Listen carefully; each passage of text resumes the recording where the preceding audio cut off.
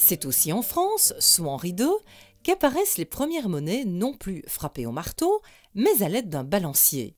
Cet outillage est probablement originaire d'Allemagne, mais c'est toute l'Europe qui s'intéresse à la mécanisation de la frappe des monnaies. Ceci, c'est un petit balancier de graveur. Alors, c'est exactement en modèle réduit ce qu'on utilise durant toute la partie du XVIIIe siècle. C'est une machine qui va être inventée au XVIe siècle.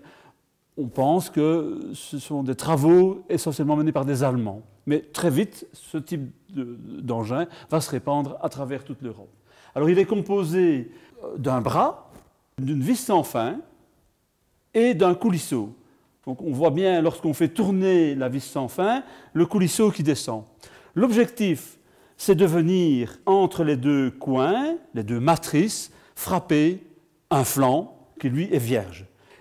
La grande invention, c'est finalement de partir d'un mouvement rotatif et d'avoir un mouvement longitudinal. Je vais lui donner l'impulsion nécessaire. Voilà. On voit que ça développe tout de suite une puissance importante. Maintenant, je n'ai plus un flanc, mais une monnaie.